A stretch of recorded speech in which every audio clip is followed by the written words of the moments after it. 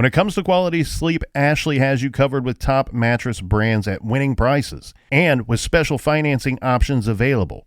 You can snooze now and pay later. Plus, your mattress purchase helps give the gift of better sleep to children in need and U.S. Special Operations Forces. Visit your local Ashley store or shop online today and make every snooze count. Financing is subject to credit approval. See store or ashley.com for details. Dreaming of overseas adventures or connecting more deeply with family from afar? Rosetta Stone bridges the language gap. I've tried others, but Rosetta Stone's immersive lessons and voice feedback technology are game changers. Dive into 25 languages by learning intuitively, just like when you were a kid. And here's the holiday sparkle. Grab a lifetime membership now and save 50%.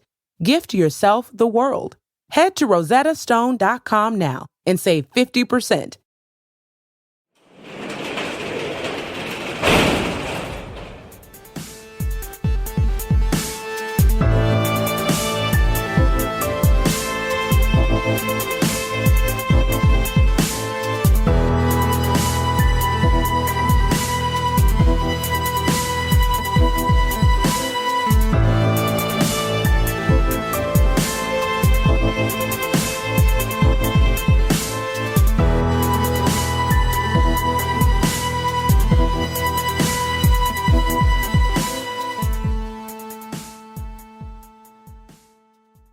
Welcome to True Crime Garage. Wherever you are, whatever you are doing, thanks for listening. I'm your host, Nick, and with me, as always, is a guy that finally stopped drinking for good. Now he drinks for evil. He is the captain. I can't quit you. It's good to be seen, and it's good to see you. Thanks for listening. Thanks for telling a friend. Tonight we are drinking Lorelei Barrel-Aged Extra Maple by the brilliant folks at Omnipollo Brewing in beautiful Stockholm, Sweden. Garage Grade, a big, robust 4.5 bottle caps out of 5.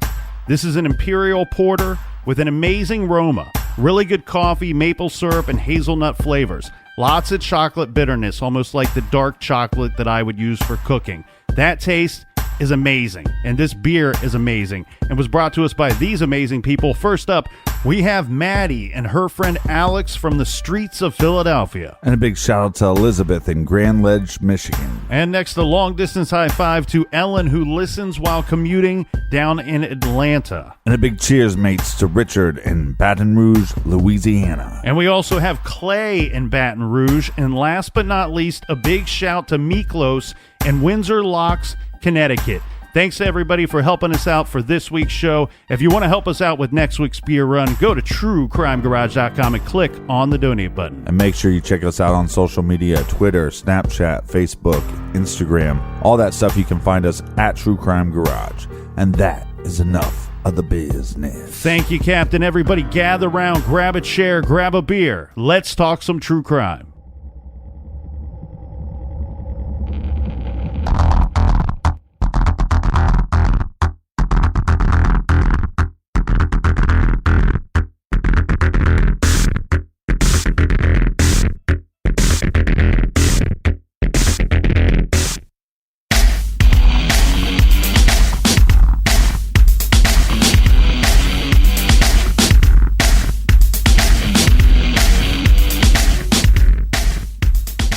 In August of 2017, 30-year-old Kim Wall disappeared after boarding the UC-3 Nautilus submarine with a man named Peter Madsen. Now, we discussed that they had found Peter Madsen. He claims that he had dropped Kim off, and then later they find the submarine, and they find evidence to suggest that something very bad had happened to Kim Wall while on board the submarine. But at this point, they've still not found Kim Wall. Police, in an effort to do so, reconstructed the travels of the Nautilus on August 10th and 11th using radar signals from other ships' traffic that night. And they conducted extensive searches of the waters the Nautilus navigated. So a huge effort made, but they do not locate Kim. Well, on August 21st, a cyclist biking at 3:40 in the afternoon on a major island near where the Nautilus went down, he found a naked, mutilated torso floating on the island's shoreline. So they find her body 11 days after she went missing. The torso, which had a belt strapped around it with several pieces of metal piping tied to the belt as if to weight it down. The corpse was sent to the Department of Forensic Medicine at the University of Copenhagen, where DNA analysis confirmed that this was Kim Wall. Peter then embellished his story about the accidental death to try to account for the discovery of this naked torso. All right, so let's hear what the Dick Nose had to say. Well, some of these details about his story came out in the press, despite a court gag order put in place so that the lurid details of what happened to Kim didn't become tabloid fodder. Well, when they placed the gag order, I think Peter started playing flicky again. In a September hearing to determine whether there was sufficient evidence to continue to hold Peter pending further investigation of the case, Peter told the court that he slipped when in the sub's tower and tried to hold the hatch, but it fell down. Kim, who was on her way up the tower, was hit in the head by the hatch. She fell down the ladder and bled from an open skull fracture. This is what he said. He explained that the accident horrified him and he panicked. He then hauled Kim up using a rope, which resulted in her clothes being pulled off. Specifically, he stated that her stockings and underwear came off as a result of his pulling her up by the legs. He then dropped her body into the sea and intended to commit suicide because he was so distraught from what had just occurred. Soon after Kim's torso was found, the prosecutor changed the charges against Peter Madsen to manslaughter. Now, just to be clear, in Denmark, this is a greater charge, not a lesser charge as it is here in the United States. In Denmark, this is the equivalent of intentional homicide or premeditated murder. The autopsy results, and of course, they were shocking. They concluded that Kim had been stabbed 14 times in and around her vagina, along with at least one other stab wound on her rib cage and others on the body. It was determined that these wounds were inflicted, quote, around or shortly after her death, end quote. The autopsy could not determine whether she was strangled, but there were signs of mechanical asphyxia caused by either strangulation or slit throat. Kim's limbs, they could determine, were likely removed with a saw. Now, Danish military divers continued to look for the rest of Kim's body in the water around where the sub sank. This was an incredibly complicated effort requiring oceanography experts in currents and tides analyzing likely flow of the waters. They used meteorologists to analyze the weather patterns' effect on the water in the area and recreations of some of the exact sailing routes of the Nautilus using that radar that we discussed earlier. Right. And again, this is 11 days after she went missing or last time she was seen. So they have to do this math and this research for the last 11 days. Well, once investigators determined where the body likely was, they used special cadaver dogs from Sweden who were trained to sniff through water. These amazing dogs can smell a dead body 30 meters down even after the passage of time. Finally, nearly 2 months after Kim went missing, divers found her head, clothing, and sneakers, and a knife in separate plastic bags in the waters about 0.6 miles from where her torso was found. They also found both legs.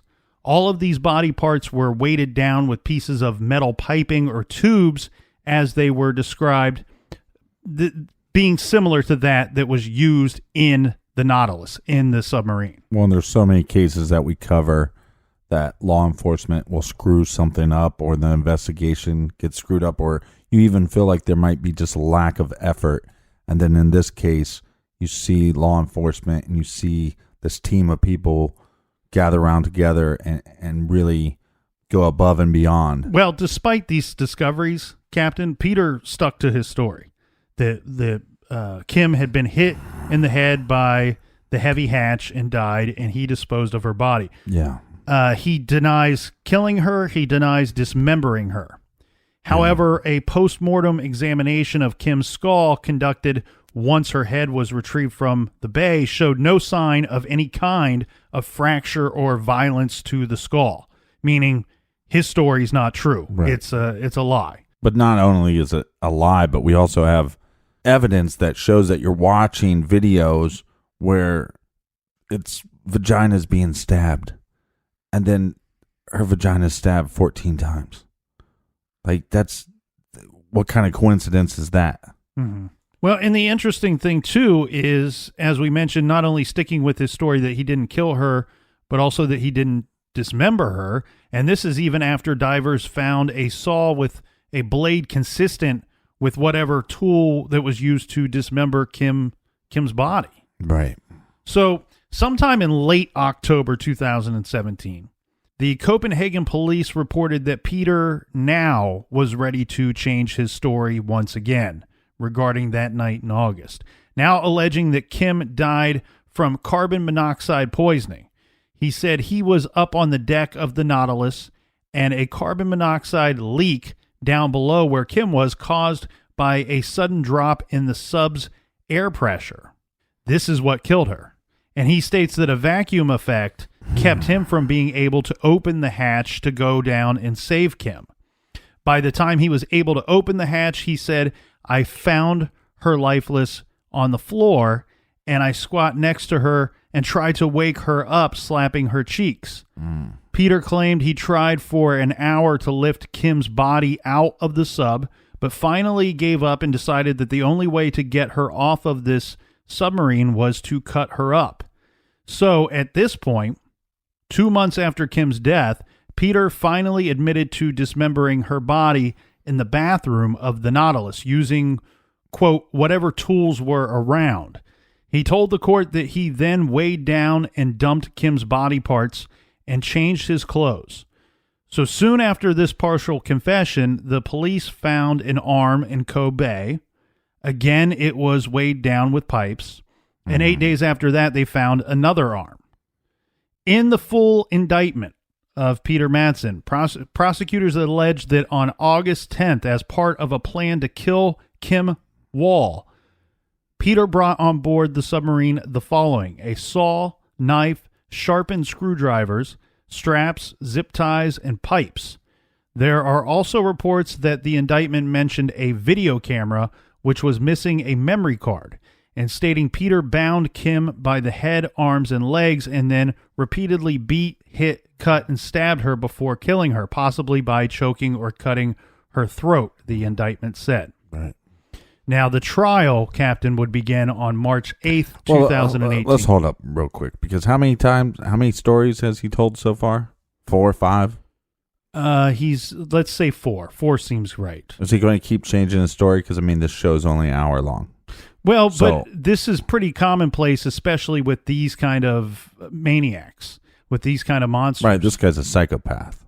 Well, what they do is, okay, they're presented a story. Okay, this is what happened, and we need an explanation. So he offers one up. Yeah, he goes, well, what happened was, and then he just starts lying out of his stupid fucking mouth, right? That's all he does, right? Well, when evidence is later found and presented to him that he can't. Then he changes the story. I mean, let's just go back to the one where he freaked out and didn't know what to do. Again, you call 911. You ask for help. You do whatever you can. You don't then to say, hey, well, now his story basically is, he must think that everybody on this earth is so stupid that they're going to believe this idea that, oh, well, she died, and then I kneeled down beside her and I couldn't do anything. So I decided, well, that saw that I brought on the boat today, let me dismember her, tie her body, tie pipes to her body,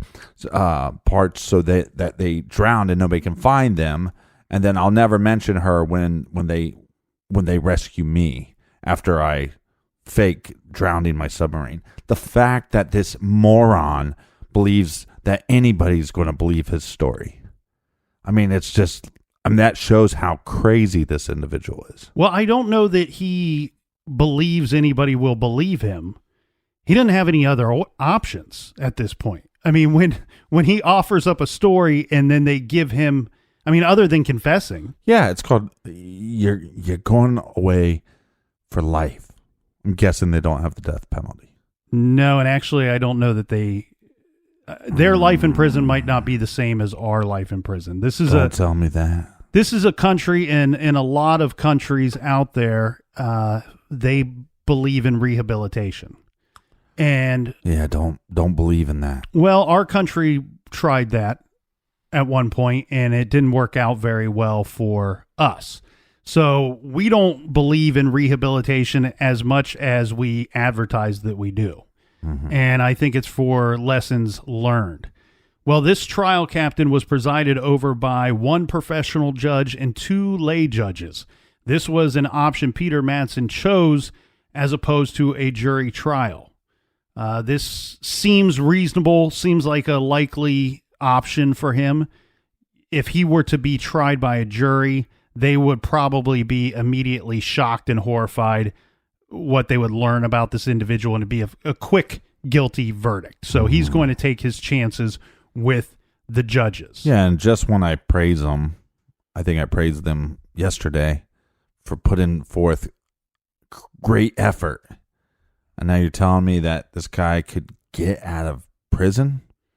Well, apprehending somebody, the effort made forth in that is one thing. Holding them for the rest of their lives is a different thing.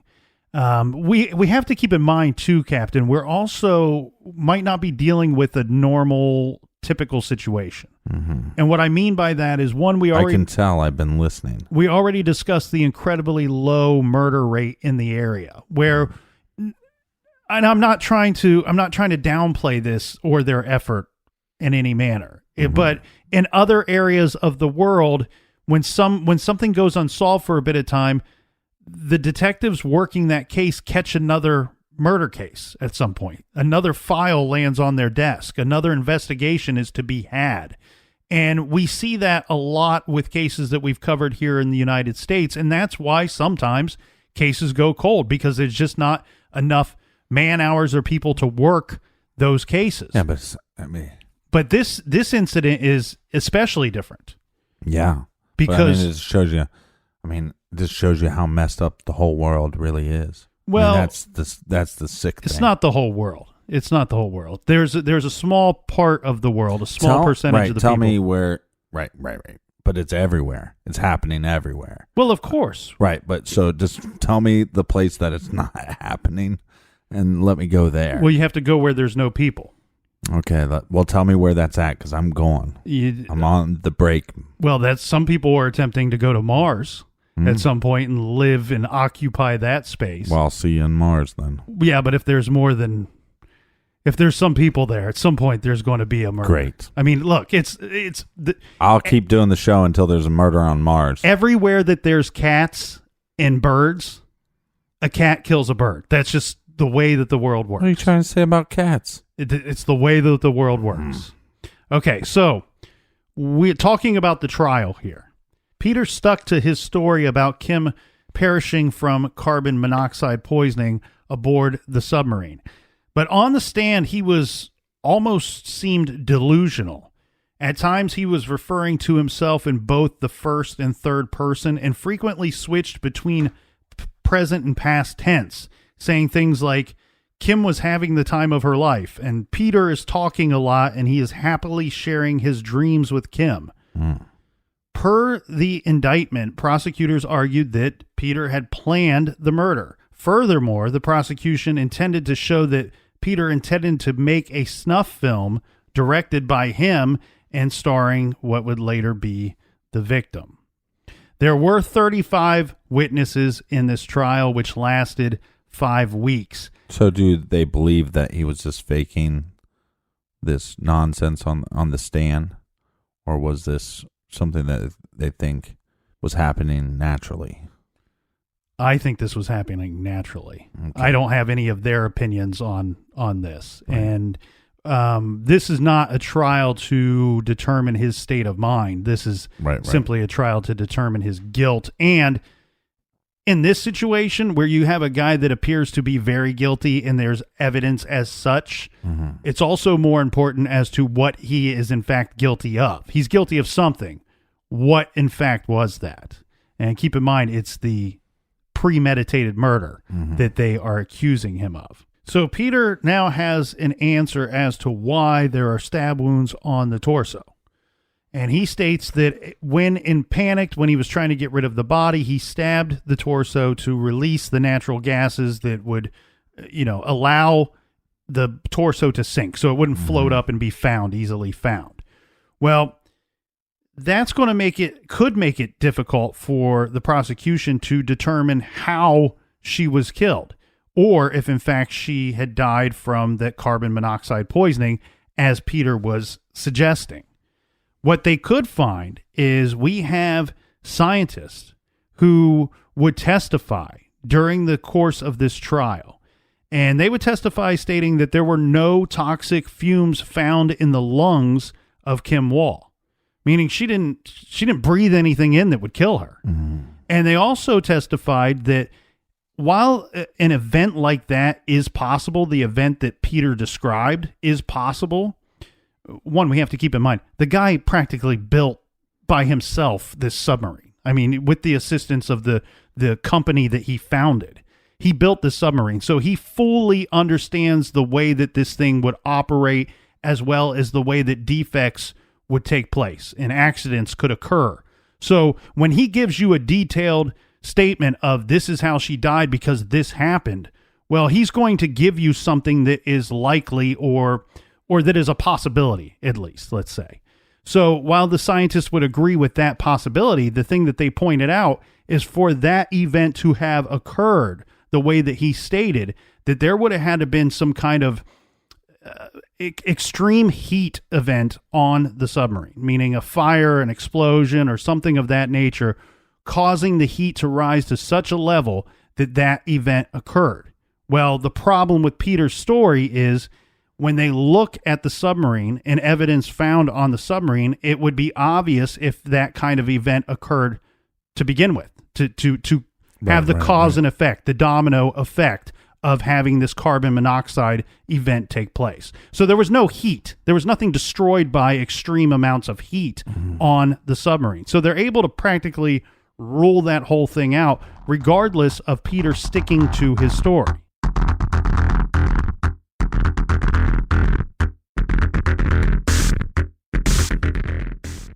This show is sponsored by BetterHelp. Do you look forward to the holidays? Maybe you struggle with seasonal blues. This time of year can be a lot, and it's natural to feel some sadness or even anxiety about it. But adding something new and positive to your life can counteract some of those feelings. Therapy can be a bright spot, something to look forward to make you feel grounded, and to give you the tools to manage everything going on. If you're thinking of starting therapy, give BetterHelp a try. It's entirely online, designed to be convenient, flexible, and suited to your schedule. Just fill out a brief questionnaire to get matched with a licensed therapist and switch therapists at any time for no additional charge. Find your bright spot this season with BetterHelp. Visit BetterHelp.com/garage today to get 10% off your first month. That's BetterHelp, HELP.com/garage. Rosetta Stone is the language learning program with a lasting impact. I've been using their app to learn French, and it's not just about memorizing words, but actually having real conversations. And it's not just French. They offer 25 languages. Right now, Rosetta Stone has an awesome holiday deal, 50% off their lifetime membership. Every language, unlimited access forever. For anyone keen on diving deep into a new language, check out rosettastone.com. It's a game changer. Major phone carriers make you sign contracts with rigid data plans to trap you into a kind of forced phonogamy.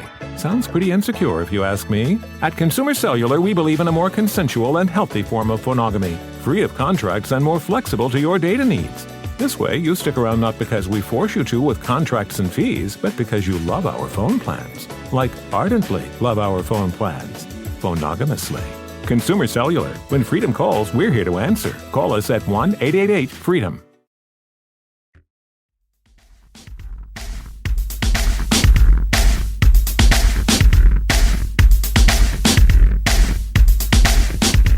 right, we're back. Cheers, mates. Cheers, Captain.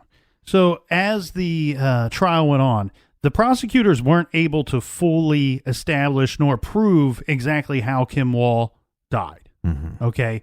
Now, what they could conclude was that at some point, air to the lungs stopped. So that could be the result of several different things. However, all the other evidence point toward her being murdered by Peter Madsen. And these things were as follows. One, we have people, co-workers of his, that would testify that those items that the prosecution states that he brought on board, the saw, the screwdrivers, knives, zip ties, things of that nature, all those items that they listed, those co-workers suggested and said on the stand, these are not items we would expect somebody to bring onto the sub. These were items that you would expect someone to bring if they were going to murder, maybe torture, and dismember somebody. Right.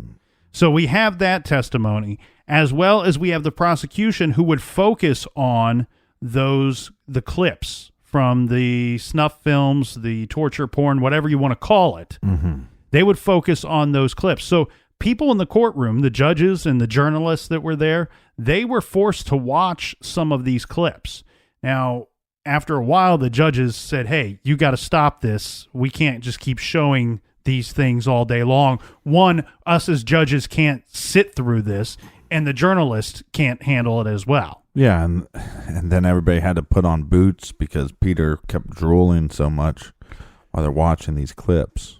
Well, it's going to be a lot of this kind of stuff that would lead to the unanimous decision that found him guilty. And he was guilty on all counts in the indictment. Good.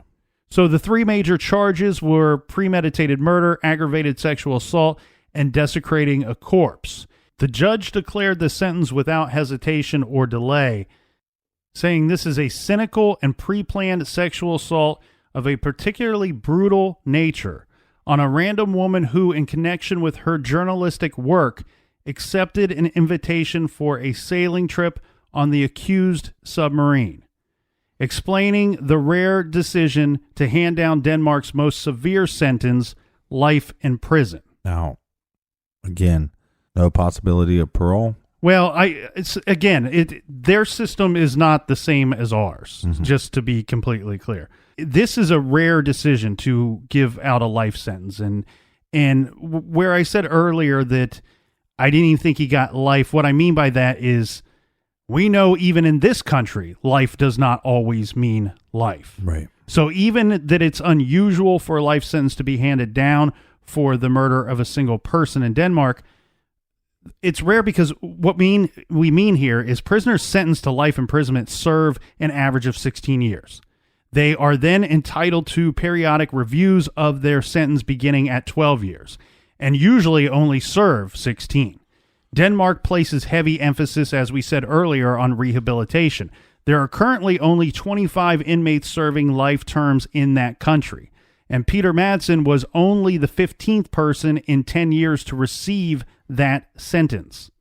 Now, there is another option that may keep Peter Madsen behind bars for longer. This is a term called safe custody. So this would be a legal alternative which would keep him behind bars indefinitely as long as he is deemed dangerous, that he cannot be in society with anybody else. So I don't really want to put an estimate on how long Peter will be in prison. I don't feel comfortable or confident in an answer for that because I don't fully understand their system. Yeah. Okay. And but I'm just always going to think it's sad that somebody could take somebody's life and then only spend that short amount of time in prison. I just think that's always going to be ridiculous to me. Well, hopefully in this situation, life will mean life. And so let's talk about this for a minute, because where we have a country that really firmly believes in rehabilitation, let's examine our subject, the person that is now serving life in prison. And we know we can't say 100% what this guy did. We have a pretty darn good idea. Right. All right. We've nailed it down pretty good, I think. Yeah, but even if parts of his story are true, that something initially happened that was to cause her death, which I don't believe at all.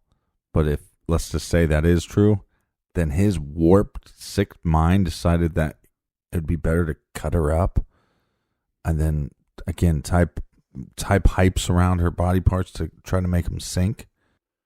Yeah, nobody believes his story, or I don't even think people believe parts of his story. And the sentence and the guilty verdict shows that. So in regards to him and what drove him to this level of madness. Yeah, was it nature or was it nurture? And that's always been the argument in most of these cases. And I think if for me to give my full opinion on that, I need to tell you a little bit more about Peter Madsen. And what we do know about him. We do know that he was raised by an alcoholic, abusive father. It seems as though that Peter might not have been the object of that abuse, meaning there were stepbrothers that he had that seemed to receive quite a bit of abuse as well.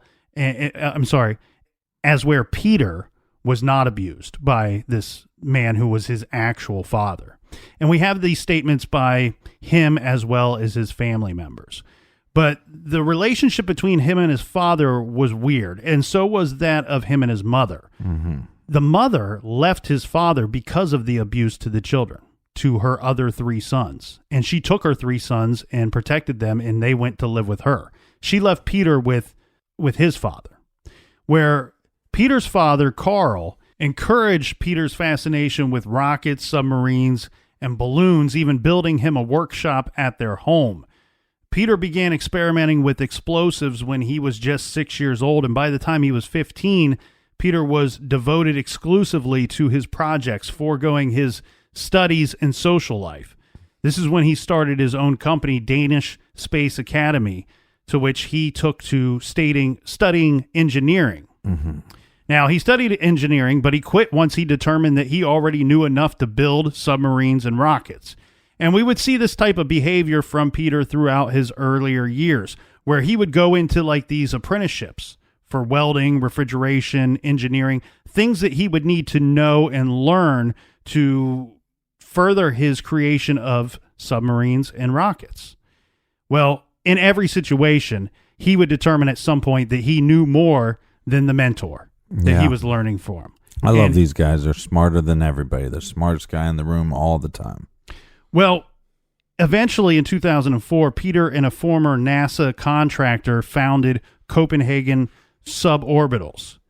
So this was set up so that they could build submarines, and they started this off in a rusty hangar. Peter actually moved into the hangar where he lived and worked on these projects full time. Suborbitals built its first submarine, the Freya, which was a minor success. But then they went on to build this UC-3 Nautilus that we had discussed so many times. Right, the submarine. The privately funded, this is basically a DIY submarine. Mm-hmm. So we see this company that he founded have great success in 2004. This is what makes him that local minor celebrity that we talked about. But in 2011, Copenhagen Suborbitals, they launched the Heat 1X rocket. Now, this made Peter a much bigger celebrity. Peter became known as in Denmark as Rocket Madsen. Mm-hmm. By all accounts, the attention and praise made Madsen even more strange. So look, the basics of this is, Captain, this dude, he was already a little weird, but this dude quickly became more strange and more weird, and not in a good way. Right. So when he had his first success back in 2004, this is when he also became heavily involved in group sex, BDSM, and swinger events. And he also described himself at that time as a sadist and autoerotically active, whatever that means. But in 2011, with this new success, and as stated, he's becoming even more strange. He's starting to get into arguments and not getting along with any of his colleagues or business partners. The success went to his head. He's an egomaniac, okay? And he starts alienating himself from his colleagues. And he accused his business partner of prioritizing his family over their work projects. So in 2014, when he had a falling out with the Suborbital's partners, they booted him out of the company. So in retaliation, he started his own competing company, Rocket Madsen Space Lab, in a hangar across the paved lot from Copenhagen Suborbitals. Right. So in August of 2017, they're competing. All right. Both of them are trying to launch a space rocket at about the same time. But Peter's married at this point, right? Yes. He had an open marriage. Mm-hmm. And I don't know that he spent a whole lot of time with his wife. Right. So we have both. She was open to not sleeping with him.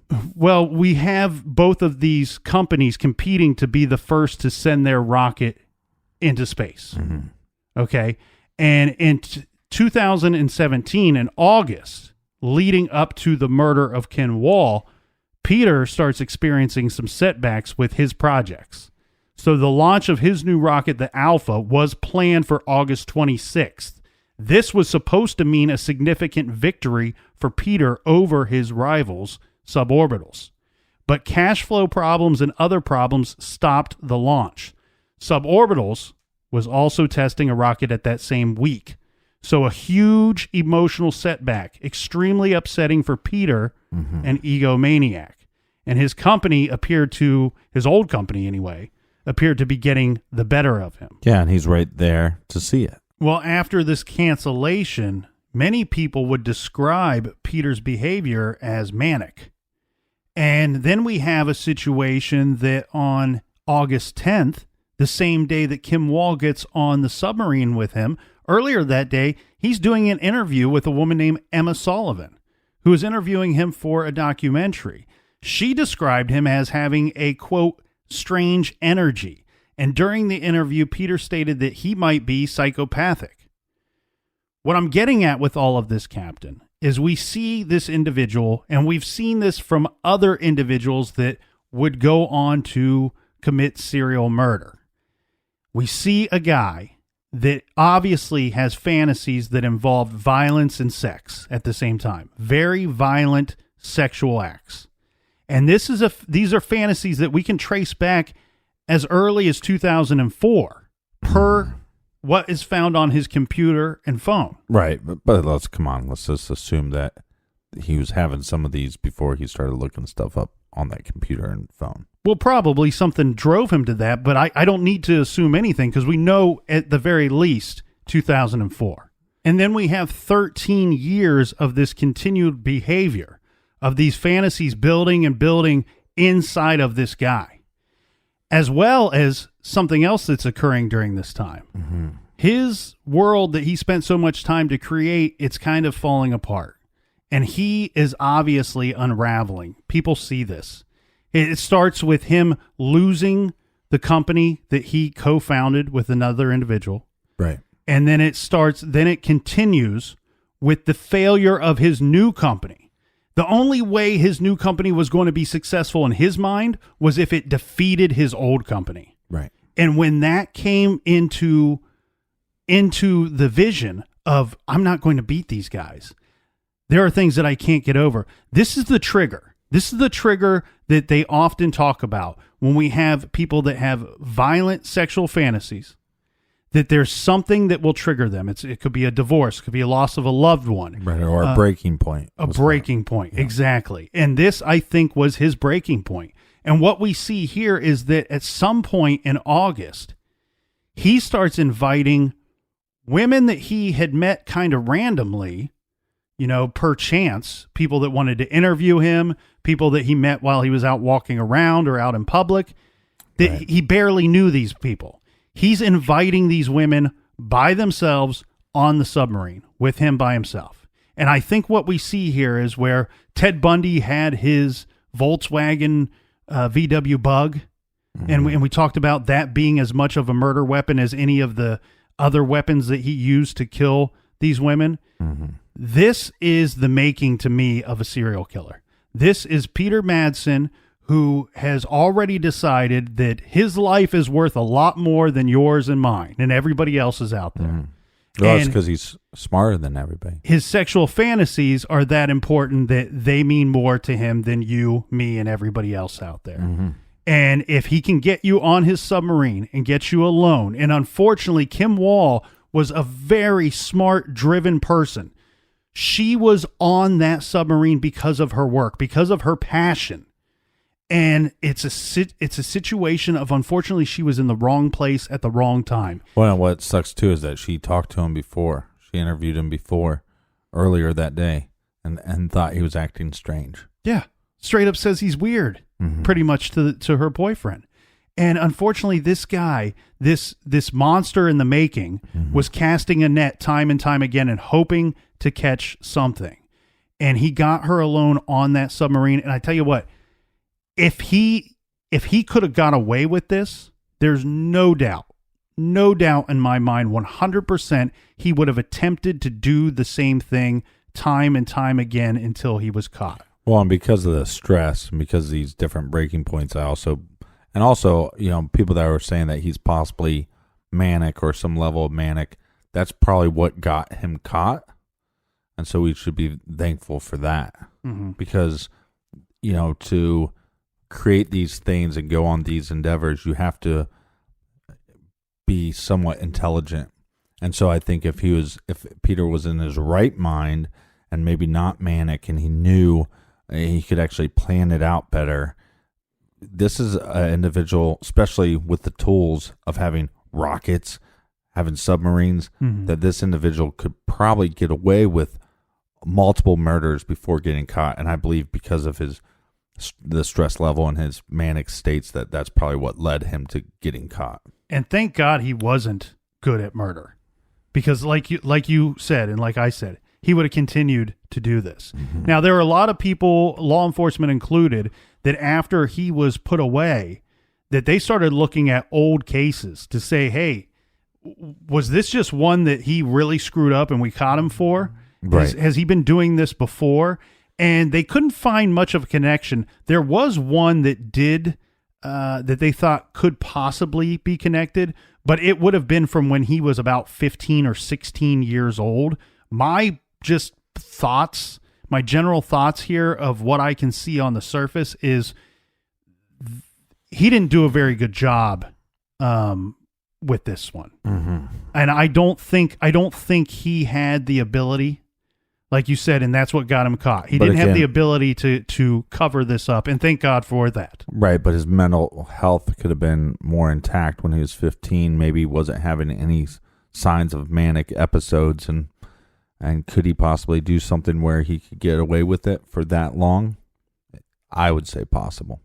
Well, my hopes are that when they give him his first review after 12 years, and then again every time he gets a review after that, please keep in mind that had he gotten away with this, he would have continued to do this. And therefore, that makes him fall into that, quote, safe custody category, where he is a danger to society and he needs to be kept from society. Well, and if he is having manic episodes, those don't always go away. They can go away. So, but if he keeps showing signs of that and talking about himself in third person, talking about situations where he was there, but as if he's not there, I think those are going to be deterrents on letting him out.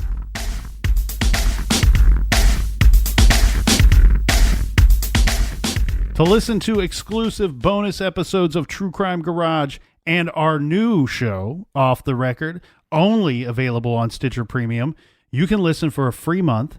Just go to StitcherPremium.com/True Crime Garage and use the promo code GARAGE. And I hear everybody's enjoying it. Everybody loves it. I heard that it's Mark Wahlberg's favorite show. There you go. That's all you need to know. That's quite the endorsement. All right, until next week. Everybody be good, be kind, and don't litter.